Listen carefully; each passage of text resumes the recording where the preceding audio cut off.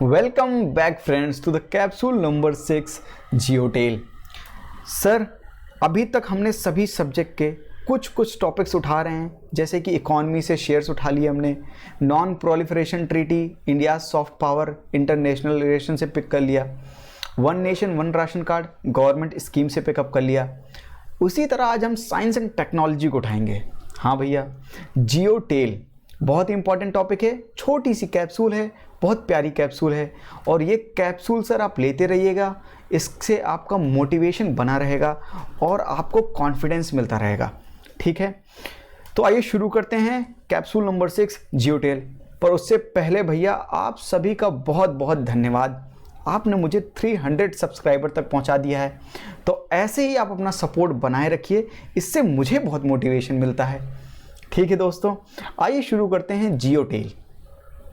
तो सर क्या हुआ है न्यूज़ में कि अक्टूबर 2019 में Chandrayaan 2 had detected the charge particle in the moon soil during the orbiter passage through the जियोटेल। तो जब ऑर्बिटर चंद्रयान 2 का ऑर्बिटर जियोटेल से पास कर रहा था तो उसने मून के सॉइल पे क्या देखा? चार्ज पार्टिकल्स देखे। तो सर हमको समझना पड़ेगा कि ये ऑर्बिटर क्या है चंद्रयान 2 का और ये जियोटेल क्या है, तब ये न्यूज़ हमें समझ में आएगी। तो आइए शुरू करते हैं, ये चंद्रयान 2 क्या है। तो सर चंद्रयान 2 मिशन किसके लिए है? चंद्रमा को एक्सप्लोर करने के लिए, मून को एक्सप्लोर करने के लिए। तो सर उसके कंपोनेंट क्या है? GSLV Mark 3 ये लॉन्चर है जिससे लॉन्च किया जाएगा। और उसके कंपोनेंट क्या है? ये ऑर्बिटर। ऑर्बिटर क्या है सर? जो चंद्रमा की ऑर्बिट में क्या करेगा? मूव करेगा। ये लैंडर क्या है सर?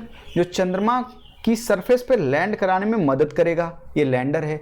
और इसके अंदर क्या होगा? ये रोवर जो चंद्रमा की सरफेस पर चलेगा। ठीक है सर, तो इसके अंदर ये है। तो समझिए कि होगा क्या, आइए समझते हैं। देखिए चंद्रयान 2 का जो लॉन्चर है GSLV Mark 3, उसकी जो टॉप पे है उस पे इनको रखा जाएगा, तीनों को कंबाइंड, और इनको अर्थ से बाहर निकाला जाएगा ऐसे। ठीक है दोस्तों, 1 सेकेंड, हाँ ऐसे इनको निकाला गया। अब ये क्या करेंगे? अर्थ की ऑर्बिट पे क्या करेंगे? ऐसे मूव करेंगे और इनकी स्पीड हम धीरे धीरे इंक्रीज करेंगे और एक बार ऐसा थोड़ा झटका देंगे कि ये अर्थ की सरफेस से, अर्थ की ऑर्बिट से बाहर निकल के चंद्रमा की तरफ चल दे और ये मून की ऑर्बिट में आएगा एक दिन। ठीक है सर, तो मून की ऑर्बिट में आते ही ऑर्बिटर क्या करेगा? मून की ऑर्बिट में ऑर्बिट करने लगेगा और लैंडर मून की सरफेस पर लैंड करने के लिए निकल लेगा ऐसे सर। और लैंडर क्या करेगा? सॉफ्ट लैंडिंग करेगा और लैंडर खुलेगा और उससे रोवर निकलेगा जो कि मून की सरफेस पे चलेगा और सॉइल सारे एक्सपेरिमेंट करके ऑर्बिटर को इन्फॉर्मेशन देगा। वो ऑर्बिटर क्या करेगा? सीधे अर्थ को इन्फॉर्मेशन देगा।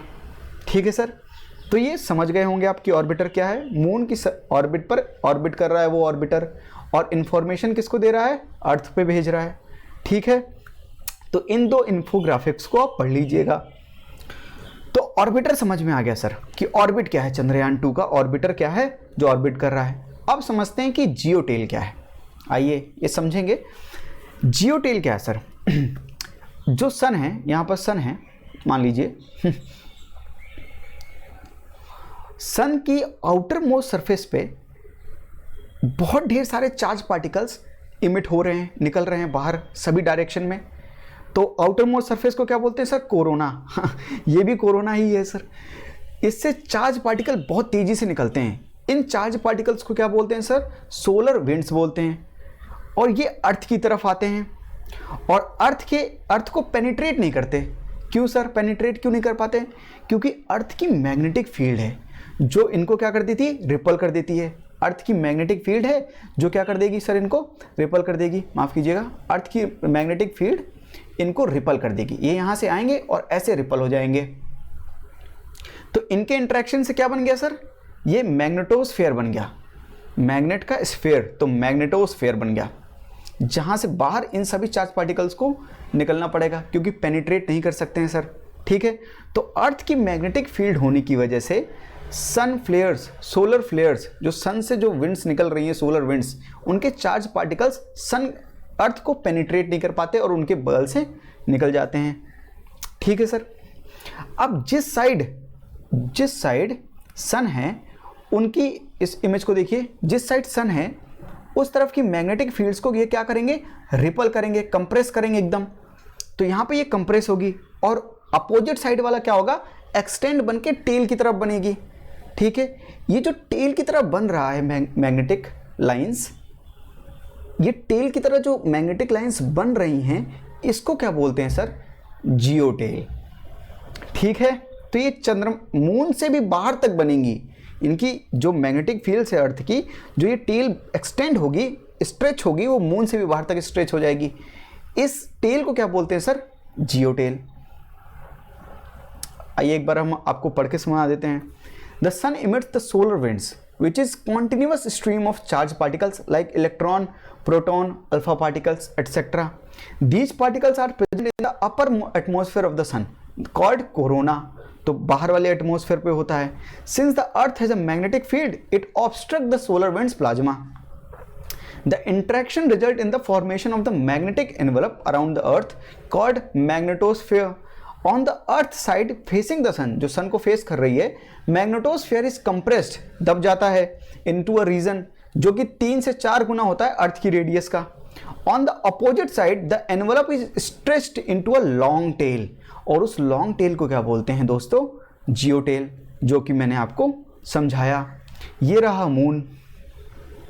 अब ये यहां से यहां तक जो ये टेल है, ये एक्सटेंड हो रही है, तो ये इस टेल को मून कितने दिनों में पार करेगा, 6 दिन लगते हैं उनको पार करने में। ठीक है, तो 6 दिनों तक मून अर्थ की जियोटेल पर रहेगा।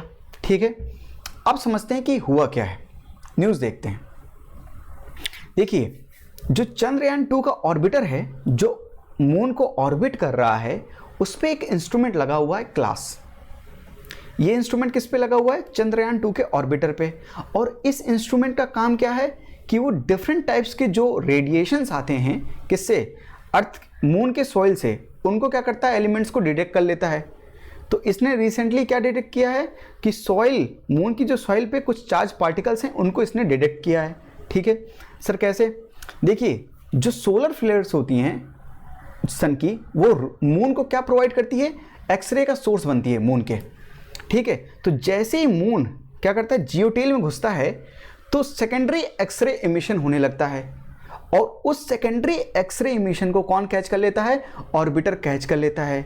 उससे वो क्या बता देता है कि सोडियम प्रेजेंट है, कैल्शियम प्रेजेंट है, एल्युमिनियम, सिलिकॉन, टाइटेनियम, आयरन, ये सब की एलिमेंट्स कहाँ पे प्रेजेंट हैं, सॉइल, मून की सॉइल पर प्रेजेंट है। और ये इंफॉर्मेशन ऑर्बिटर लेता है और किसको भेज देता है, अर्थ को भेज देता है सर। तब हम उस सॉइल की प्रॉपर्टी को हम जानते हैं और मून को हम एक्सप्लोर करते हैं। ठीक है, तो ये न्यूज़ में है। और ये जियोटेल में जब जाता है मून, तब बेस्ट ऑब्जर्वेशन हो पाता है इन चीज़ों का, इसलिए जियोटेल इंपॉर्टेंट है। और सर हर 29 दिन में अप्रॉक्स 6 दिन के लिए मून जियोटेल में जाता है। ठीक है, ये न्यूज़ में था, और ये पूरा कॉम्प्रिहेंसिव इसका स्टडी है जियोटेल का। ठीक है दोस्तों, तो आपको मेरे ख्याल से जियोटेल समझ में आ गया। चंद्रयान 2 का ऑर्बिटर किस तरह से, उसने क्या लगा उस पर, कौन सा इंस्ट्रूमेंट, क्लास नाम का इंस्ट्रूमेंट लगा है, जो सॉइल पे चार्ज पार्टिकल्स है, जो मून की सॉइल पे चार्ज पार्टिकल्स है, उनको उसने क्या किया, डिटेक्ट किया और अर्थ पर इंफॉर्मेशन भेजी। ठीक है दोस्तों, तो ये छोटी सी कैप्सूल आपको कैसे लगी, ये कमेंट बॉक्स में बिल्कुल बताइएगा। और वीडियो अगर आपको पसंद आई हो तो hit the like button and subscribe the channel if you haven't subscribe till now. ठीक है दोस्तों, ये मेरा चैनल है hope Tushant Yadav. So I always hope कि आप सब्सक्राइब ज़रूर करेंगे अगर आपको वीडियो अच्छी लग रही है तो। ठीक है दोस्तों, थैंक यू सो मच, आपने मेरा बहुत सपोर्ट किया है, ऐसे ही सपोर्ट करते रहिए। थैंक यू, जय हिंद।